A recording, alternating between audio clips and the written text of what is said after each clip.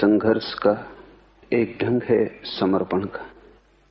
संघर्ष का अर्थ है मेरी मर्जी समग्र की मर्जी से अलग।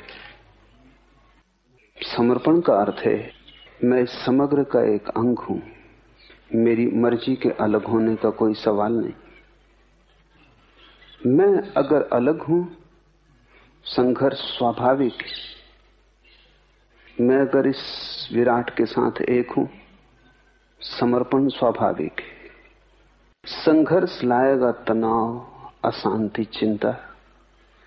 समर्पण शून्यता, शांति, आनंद और अंततः परम ज्ञान। संघर्ष से बढ़ेगा अहंकार, समर्पण से मिटेगा। संसारी वही है जो संघर्ष कर रहा है, धार्मिक वही है जिसने संघर्ष छोड़ा और समर्पण किया। मंदिर, गुरुद्वारे, मस्जिद जाने से धर्म का कोई संबंध नहीं। अगर तुम्हारी वृत्ति संघर्ष की है, अगर तुम लड़ रहे हो परमात्मा से, अगर तुम अपनी इच्छा पूरी कराना चाहते हो, चाहे प्रार्थना से ही सही, पूजा से ही सही, अगर तुम्हारी अपनी कोई इच्छा है तो तुम अधार्मिक हो। जब तुम्हारी अपनी कोई चाह नहीं, जब उसकी चाह ही तुम्हारी चाह है, जहां वो ले जाए वही तुम्हारी मंजिल है, तुम्हारी अलग कोई मंजिल नहीं। जैसा वो चलाए वही तुम्हारी गति है, तुम्हारी अपनी कोई आकांक्षा नहीं। तुम निर्णय लेते ही नहीं, तुम तैरते भी नहीं, तुम तिरते हो। आकाश में कभी देखें, चील बहुत ऊंचाई पर उठ जाती, फिर पंख भी नहीं हिलाती, फिर पंखों को फैला देती और हवा में तिरती। वैसी ही तिरने की दशा जब तुम्हारी चेतना में आ जाती, तब समर्पण। तब तुम पंख भी नहीं हिलाते, तब तुम उसकी हवाओं पर तिर जाते हो, तब तुम निर्भर हो जाते हो। क्योंकि भार संघर्ष से पैदा होता है, भार प्रतिरोध से पैदा होता है। जितना तुम लड़ते हो उतने तुम भारी हो जाते हो, जितने भारी होते हो उतने नीचे गिर जाते हो। जितना तुम लड़ते नहीं उतने हल्के हो जाते हो, जितने हल्के होते हो उतने ऊंचे उठ जाते हो। और अगर तुम पूरी तरह संघर्ष छोड़ दो तो तुम्हारी वही ऊंचाई है जो परमात्मा की। ऊंचाई का एक ही अर्थ है निर्भर हो जाना, और अहंकार पत्थर की तरह लटका है तुम्हारे गले में।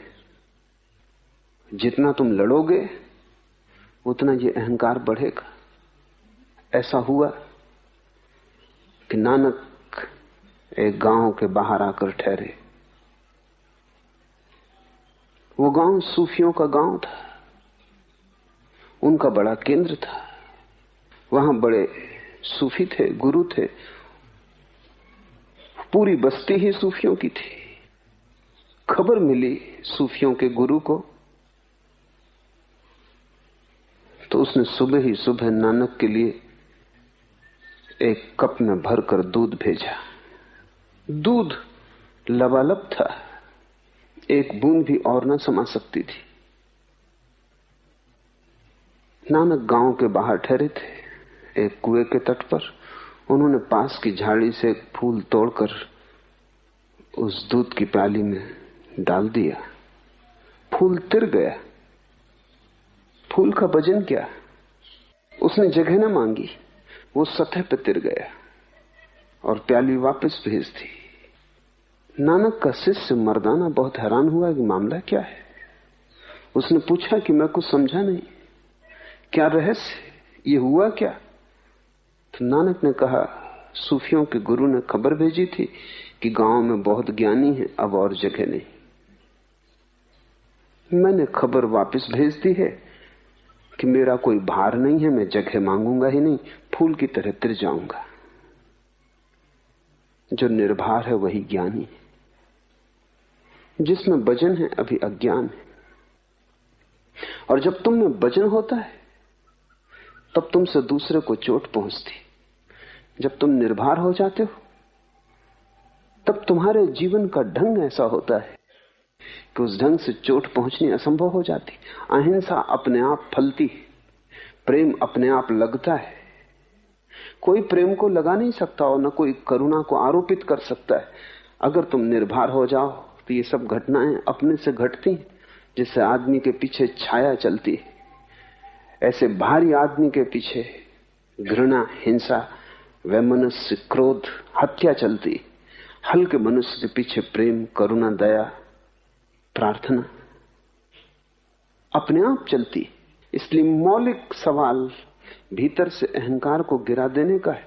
कैसे तुम गिराओगे अहंकार को? एक ही उपाय है। वेदों ने उस उपाय को रित कहा है, लाओसे ने उस उपाय को ताओ कहा है, बुद्ध ने धम्म, महावीर ने धर्म, नानक का शब्द है हुक्म, उसकी आज्ञा। उसकी आज्ञा से जो चलने लगा,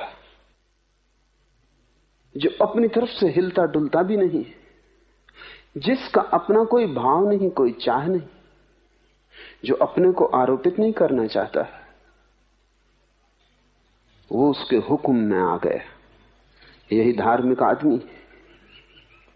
और जो उसके हुक्म में आ गया वो सब पा गया, कुछ पाने को बचता नहीं। क्योंकि उसके हुक्म को मानना उसके हृदय तक पहुंच जाने का द्वार है। अपने को ही मानना, उससे दूर हटते जाना है। अपने को मानना है कि तुमने परमात्मा की तरफ पीठ कर ली। उसकी आज्ञा को माना कि तुम्हारा मुख परमात्मा की तरफ हो गया। तुम सूरज की तरफ पीठ करके जीवन भर भागते रहो तो भी अंधेरे में रहोगे, और तुम सूरज की तरफ मुंह इसी क्षण कर लो तो जन्मों जन्मों का अंधेरा कट जाएगा। परमात्मा के सन्मुख होने का एक ही उपाय है, और वो ये है कि तुम अपनी मर्जी छोड़ दो। तुम तैरो मत, बहो, तुम तिरो, वो काफी है। तुम अकारण ही बोझ ले रहे हो, और तुम्हारी सफलताएं, असफलताएं तुम्हारे अहंकार के ही रोग है। और तुम्हारी हालत वैसी है जैसा मैंने सुना है कि एक रथ गुजर रहा था और एक मक्खी उसके पहिए की कील पर बैठी थी। बड़ी धूल उठती थी, रथ बड़ा था, 12 घोड़े जुड़े थे, बड़ा भयंकर आवाज, बड़ी धूल उठती थी। उस मक्खी ने आसपास देखा और कहा कि आज मैं बड़ी धूल उड़ा रही हूं। रथ से उड़ रही है धूल, मक्खी कील पर बैठी पर सोच रही है आज मैं बड़ी धूल उड़ा रही हूं, और जब इतनी धूल उड़ा रही हूं तो इतनी ही बड़ी हूं। तुम सफल भी होते हो उसके ही कारण। जो भी तुम पाते हो उसके ही कारण। तुम रथ पर बैठी एक मक्खी से ज्यादा नहीं हो। भूल के भी मत सोचना कि इतनी धूल मैं उड़ा रहा हूं। धूल है तो उसके रथ की, यात्रा है तो उसके रथ की, लेकिन तुम अपने को बीच में मत ले लेना। तुमने सुनी होगी बात उस छिपकली की कि मित्रों ने उसे निमंत्रित किया था और कहा कि आओ आज थोड़ा जंगल में घुमाएं। उस छिपकली ने कहा जाना मुश्किल है, क्योंकि इस छप्पर को कौन संभालेगा। छप्पर गिर जाएगा तो जिम्मेवारी मेरे ऊपर होगी। छिपकली सोचती है कि छप्पर को महल के वही संभाले हुए। छिपकली को लगता भी होगा। तुमने सुनी होगी कहानी कि एक बूढ़ी औरत के पास एक मुर्गा था। वो सुबह बांग देता था तभी सूरज उगता था। बूढ़ी अकड़ गई और उसने गांव में लोगों को खबर कर दी कि मुझसे जरा सोच समझ के व्यवहार करना, ढंग और इज्जत से, क्योंकि अगर मैं चली गई अपने मुर्गे को लेकर दूसरे गांव तो याद रखना सूरज इस गांव में कभी उगेगा ही नहीं। मेरा मुर्गा जब बांग देता है तभी सूरज उगता है। और बात सच्ची थी कि रोज ही मुर्गा बांग देता था तभी सूरज उगता था। गांव के लोग हंसे, लोगों ने मजाक उड़ाई कि तू पागल हो गई। तो बूढ़ी नाराजगी में दूसरे गांव चली गई। मुर्गे ने बांग दी और दूसरे गांव में सूरज उगा। बूढ़ी ने कहा अब रोएंगे, अब बैठे होंगे छाती पीटेंगे। न रहा मुर्गा, न उगेगा सूरज। तुम्हारे तर्क भी, बूढ़ी का तर्क भी है तो बहुत साफ, क्योंकि ऐसा कभी नहीं हुआ कि मुर्गे के बांग दिए बिना सूरज उगा हो। लेकिन बात बिल्कुल उल्टी है, सूरज उगता है इसलिए मुर्गा बांग देता है। बांग देने के कारण सूरज नहीं उगते। लेकिन बूढ़ी को कौन समझाए, तुमको कौन समझाए? बूढ़ी दूसरे गांव चली गई और उसने देखा कि सूरज अब यहां उग रहा है, और जब यहां उग रहा है तो हर गांव में कैसे उगेगा? तुम अपनी छोटी बुद्धि से छोटे दायरे में सोचते हो। तुम्हारे कारण परमात्मा नहीं है, परमात्मा के कारण तुम हो। ये श्वास तुम्हारे कारण नहीं चल रही, उसके कारण चल रही है। प्रार्थना भी तुम नहीं करते हो, वही तुम्हारे भीतर प्रार्थना बनता है। इस भाव को ख्याल में ले लें तो नानक के ये बड़े बहुमूल्य शब्द समझ में आ जाएंगे। एक एक शब्द कीमती है। हुक्मी होवन आकार, हुक्म न कहिया ना है, हुक्म न कहिया जाए। हुक्म से आकार की उत्पत्ति हुई। हुक्म को शब्दों में नहीं कहा जा सकता। हुक्म का अर्थ ठीक से समझ लेना, द कॉस्मिक लॉ, वो जो सारे जीवन को चलाने वाला महान नियम, हुक्म का वही अर्थ है। हुक्म से ही जीवों की उत्पत्ति हुई, हुक्म से बड़ाई मिलती। हुक्मी होवन आकार, हुक्म न कहिया जाए। हुक्मी होवन जीव, हुक्मी मिले बड़ाई। जब तुम जीतो तब ये मत सोचना कि मैं जीत रहा हूं, और अगर तुम जीत में ही ना सोचोगे कि मैं जीत रहा हूं तो हार में भी तुम पाओगे कि मैं नहीं हार रहा हूं। वही जीतता है, वही हारता है, उसका ही खेल है। इसलिए हिंदू इस पूरे जगत को लीला कहते हैं। लीला का मतलब है हारता भी वही, जीतता भी वही। इस हाथ से जीतता है, उस हाथ से हारता है। लेकिन जीतने और हारने वाले बीच में ही सोच लेते हैं, जो उपकरण है, जो निमित्त है, जो साधन है, वो समझ लेते हैं हम करता है। कृष्ण अर्जुन को गीता में कह रहे हैं कि तू व्यर्थ बीच में अपने को मत ले। वही कर रहा है, वही करवा रहा है। युद्ध उसका आयोजन है। जिनको मारना है वो मारेगा, जिनको बचाना है वो बचाएगा। तू ये मत सोच कि तू मारने वाला है और तू बचाने वाला है। कृष्ण पूरी गीता में जो कहते हैं वही नानक इन शब्दों में कह रहे हैं। हुक्मी होवन जिए, हुक्मी मिले बड़ाई। हुक्मी उतमो नीच। वही छोटे बड़े को पैदा कर रहा है। ये थोड़ा सोचने जैसा है। अगर वही छोटे बड़े को पैदा कर रहा है तो फिर कोई छोटा नहीं, कोई बड़ा नहीं, क्योंकि दोनों का बनाने वाला वही है। तुमने एक छोटी सी मूर्ति बनाई, तुमने एक बड़ी मूर्ति बनाई, बनाने वाले तुम ही हो। जब कर्ता एक है तो कौन छोटा कौन बड़ा, जब दोनों में उसका ही हाथ लगा है। लेकिन हम सोचते हैं मैं छोटा, मैं बड़ा, और जीवन भर हम पीड़ा उठाते हैं। और तुम इतने बड़े कभी भी ना हो पाओगे कि तुम तृप्त हो जाओ। अगर तुमने रूप को देखा, अपने आकार को देखा, तो तुम कभी इतने बड़े ना हो सकोगे कि तृप्त हो जाओ। आकार तो छोटा ही होगा, कितना ही बड़ा क्यों ना हो। लेकिन अगर तुमने निराकार के हाथ अपने आकार में देखे तब तुम तत्क्षण बड़े हो गए। बनाने वाला वही है।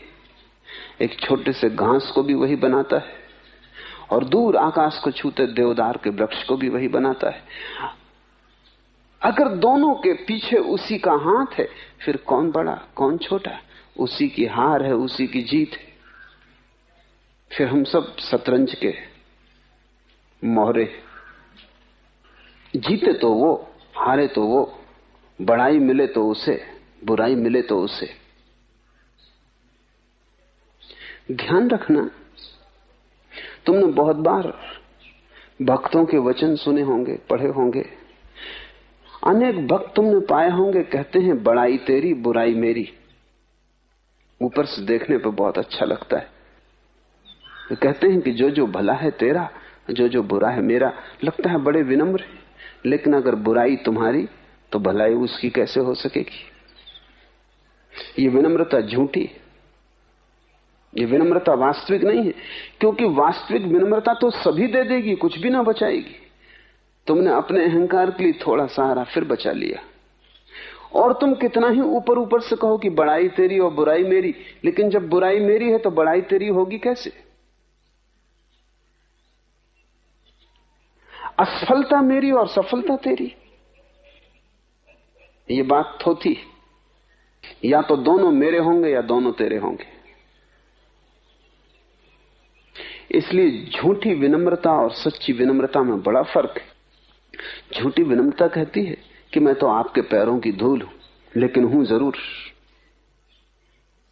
और जब कोई आदमी कहता है मैं आपके पैरों की धूल हूं, तब उसकी आंखों में देखना, वो आपसे अपेक्षा कर रहा है कि आप भी कहो कि नहीं नहीं आप, और कैसे, मैं आपके पैरों की धूल हूं।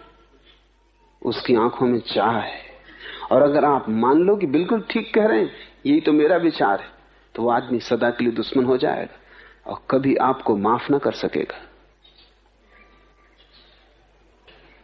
बड़ाई भी उसकी, बुराई भी उसकी। हम बीच में आते ही नहीं हैं। हम तो बांस की पोंगरी हो गए, वो गीत जैसा गाया उसका। इतनी भी अकड़ क्यों अपनी बचा के रखना कि अगर भूल चूक होगी तो मेरी, तब तो मैं बच गया, तब तो थोड़ा सा मैंने अपने को बचा लिया। और मैं ऐसा रोग है कि तुम थोड़ा सा बचाओ वो पूरा बच जाता है। या तो उसे पूरा छोड़ो या वो पूरा बचता है। तुम उसकी रत्ती भी बचाओ तो वो पूरा का पूरा बचा हुआ है, वो कहीं गया नहीं, तुमने छिपाया है। नानक कहते हैं हुक्म से आकार की उत्पत्ति हुई, हुक्म को शब्दों में कहा नहीं जा सकता। जीवन में जो भी महत्वपूर्ण है उसे शब्दों में नहीं कहा जा सकता, और हुक्म तो सबसे महत्वपूर्ण बात है, उसके पार तो कुछ भी नहीं है। शब्द तो काम चलाऊ है, साधारण जीवन का काम चल जाता है, लेकिन असाधारण को शब्दों में प्रकट करने का कोई उपाय नहीं। उपाय न होने के कई कारण हैं, वो समझ लेने चाहिए। एक, उस अलौकिक की प्रतीति मौन में होती है, और जिसे हम मौन में जानते हैं उसे शब्द में कैसे कहेंगे? शब्द और मौन विपरीत है। जब उसका अनुभव होता है तब भीतर कोई शब्द नहीं होते, तब परम सन्नाटा होता है। उस परम सन्नाटे में उसकी प्रतीति होती है। तो जिसको शून्य में जाना है उसको शब्द में कैसे बांधिएगा? माध्यम बदल गया। शून्य अलग माध्यम है, शून्य निराकार का माध्यम है। शब्द आकार है, सब शब्द आकार देते हैं, तो निराकार को आकार में कैसे बांधिएगा? इसलिए जिन्होंने भी जाना है उन्हें बड़ी अड़चन है, कैसे कहें उसे? ऐसा ही समझो कि तुमने एक सुंदर संगीत सुना और तुम किसी बहरे को समझाना चाहते हो। सूफियों की एक पुरानी कहानी है। ऐसा हुआ कि एक चरवाहा अपनी भेड़ों को एक पहाड़ के किनारे पे चरा रहा। दोपहर हो गई, राह देखते देखते थक गया। उसकी पत्नी भोजन लेकर ना आई। ऐसा तो कभी ना हुआ था। भूख उसे जोर से लगी थी। फिर उसे चिंता भी पकड़ी कि कहीं पत्नी बीमार तो नहीं हो गई, कोई दुर्घटना तो नहीं हो गई। ऐसा कभी हुआ ही ना था, लेकिन वो था बिल्कुल वज्र बहर, बधिर, सुन नहीं सकता था। उसने आसपास देखा कि कोई आदमी हो, देखा कि एक लकड़हारा लकड़ी काट रहा है। वो झाड़ पे चढ़ा था। वो उसके नीचे पहुंचा और उसने कहा, मेरे भाई, जरा मेरी भेड़ों का ध्यान रखना, मैं जरा घर हुआ हूं, पत्नी भोजन नहीं लाई है, दौड़ के अभी ले आऊंगा। वो आदमी भी बहरा था जो लकड़ी काट रहा था। उसने कहा, जा जा, हमारे पास बातचीत का कोई वक्त नहीं, मैं अपने काम में लगा हूं, तुझे बातचीत की सूझी। पर जब उसने कहा जा जा, तो ये समझा कि वो कह रहा है कि जा तू अपनी रोटी ले आ, मैं तेरे भेड़ बकरी की फिक्र कर लूंगा। ये भागा हुआ घर गया, रोटी लेके आया, लौट को उसने अपनी भेड़ों की गिनती की बराबर थी, धन्यवाद देने गया कि आदमी बड़ा प्यारा है, अच्छा है, ईमानदार है, फिक्र रखा, एक भी भेड़ न भटकी। फिर उसे ख्याल आया धन्यवाद कोरा क्या देना, एक लंगड़ी भेड़ थी उसके पास, उसे आज नहीं कल काटना ही था, सोचा ये इसे भेंट कर दें। लंगड़ी भेड़ लेके आया और उसने कहा कि मेरे भाई बड़े बड़े धन्यवाद, तुम्हारी बड़ी कृपा, ये भेड़ स्वीकार कर लो, ऐसे भी इसे काटना ही था। वो दूसरे बहरे ने कहा, तेरा क्या मतलब, मैंने तेरी भेड़ लंगड़ी की? विवाद बढ़ गया, क्योंकि वो एक चिल्ला रहा था कि मैंने तेरी भेड़ देखी नहीं, मुझे मतलब क्या, और दूसरा कह रहा था मेरे भाई इसको स्वीकार कर लो। तो दोनों बहरे थे और बड़ी कठिनाई थी। एक राहगीर एक घोड़े पर, एक चोर जो घोड़े को चुरा के जा रहा था, वो रास्ता भटक गया था, वो इन दो आदमियों से पूछने आया था, इन दोनों ने उसको पकड़ लिया, वो भी बहरा था। वो समझा कि पकड़े गए, यही घोड़े के मालिक। ये दोनों उससे कहने लगे कि भाई जरा इसको समझा दो कि मैं भेड़ भेंट दे रहा हूं और ये नाहक नाराज हो रहा है, चिल्ला रहा है। और वो दूसरा बोला कि मैंने इसकी भेड़ों का कोई छुआ भी नहीं, लंगड़े होने का कोई सवाल नहीं। उस तीसरे ने कहा, भाई घोड़ा जिसका भी हो ले लो, मुझसे जो भूल हो गई मुझे माफ करो। ये विवाद चल ही रहा था और कोई रास्ता नहीं दिखाई पड़ता था, क्योंकि कोई किसी की सुन ही नहीं रहा था। तब एक सूफी फकीर वहां से गुजर रहा है, उसे तीनों ने पकड़ लिया और कहा कि हमारा मामला सुलझा दो। उसने मौन की कसम ले रखी थी, जीवन भर के लिए चुप हो गया था। समझ लिया उसने तीनों का मामला, लेकिन अब करे क्या। तो पहले उसने जो घोड़े पर सवार चोर था उसकी आंखों में गौर से देखा। उसने इतने गौर से देखा कि थोड़ी ही देर में घोड़े का चोर बेचैन होने लगा कि यह आदमी या तो सम्मोहित कर रहा है या क्या इरादे।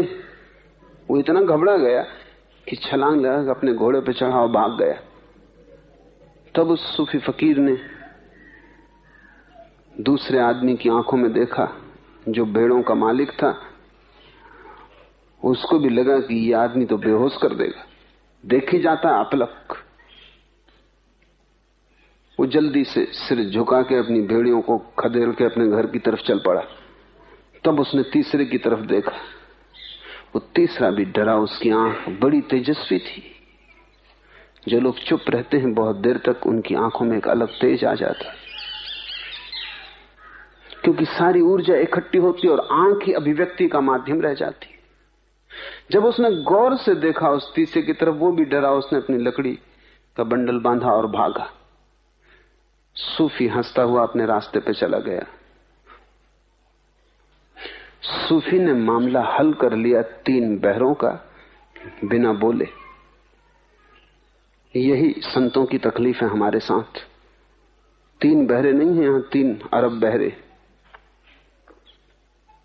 और जो भी हम कह रहे हैं वो सब संगत असंगत, उसमें कुछ भी नहीं। कोई किसी की नहीं समझ रहा है। जिंदगी में संवाद तो हो ही नहीं रहा है, विवाद चल रहे हैं। संत क्या करें?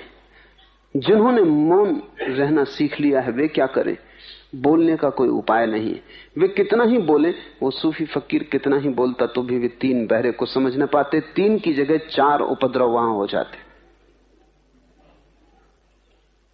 उसने सिर्फ आंख से गौर से उन्हें देखा।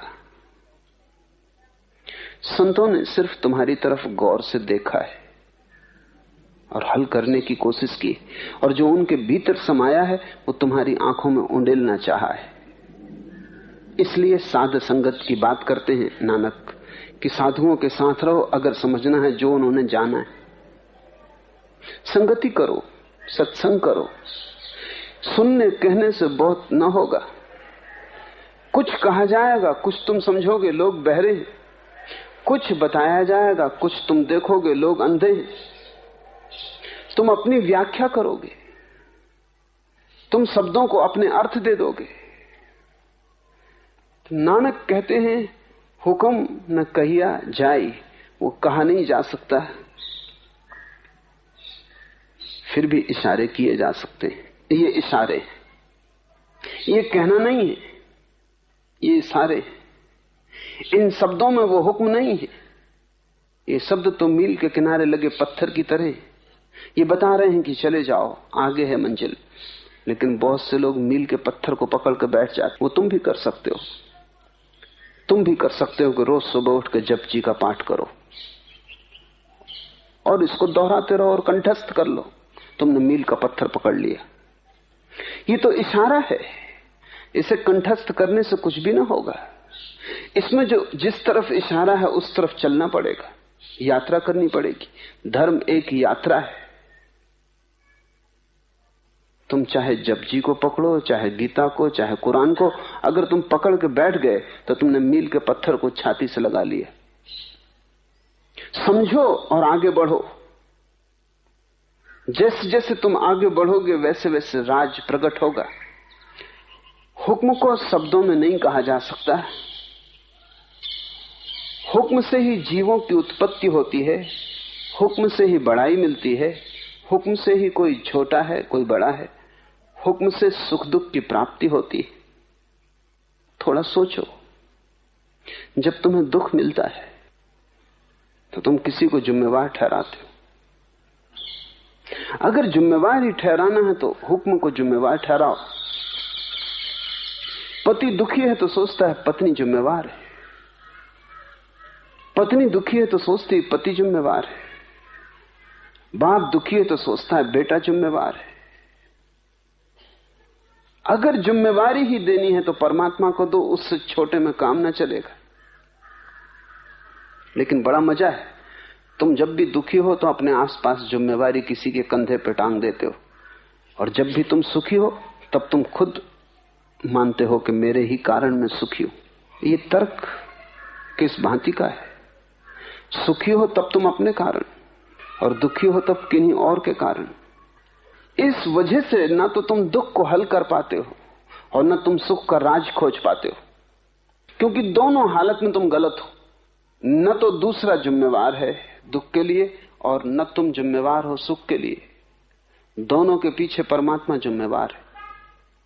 और अगर एक ही हाथ से सुख दुख आ रहे हैं तो उनमें भेद क्या करना, फर्क क्या करना? एक मुसलमान बादशाह हुआ, उसका एक गुलाम था। गुलाम से उसे बड़ा प्रेम था, बड़ा लगाव था, वो बड़ा स्वामी भक्त था। एक दिन दोनों जंगल से गुजरते थे। एक वृक्ष में एक ही फल लगा था। सम्राट ने फल तोड़ा, जैसी उसकी आदत थी उसने एक कली काटी और गुलाम को दी। गुलाम ने चखी और उसने कहा मालिक एक कली और गुलाम मांगता ही गया। फिर एक ही कली हाथ में बची। सम्राट ने कहा इतना स्वादिष्ट है। गुलाम ने झपट्टा मार के वो एक कली भी छीननी चाहिए। सम्राट ने कहा यह हद हो गई, मैंने तुझे पूरा फल दे दिया और दूसरा फल भी नहीं है, और अगर इतना स्वादिष्ट है तो कुछ मुझे भी चखने दे। उस गुलाम ने कहा कि नहीं, स्वादिष्ट बहुत है और मुझे मेरे सुख से वंचित न करें, दे दें। लेकिन सम्राट ने चख ली। वो फल बिल्कुल जहर था, मीठा होना तो दूर, उसके एक टुकड़े को लीलना मुश्किल था। सम्राट ने कहा पागल, तू मुस्कुरा रहा है और इस जहर को तू खा गया, तूने कहा क्यों नहीं? उस गुलाम ने कहा जिन हाथों से इतने सुख मिले हों और जिन हाथों से इतने स्वादिष्ट फल चखे हों, एक कड़वे फल की शिकायत। फलों का हिसाब ही छोड़ दिया है, हाथ का हिसाब है। जिस दिन तुम देख पाओगे कि परमात्मा के हाथ से दुख भी मिलता है, उस दिन तुम उसे दुख कैसे कहोगे?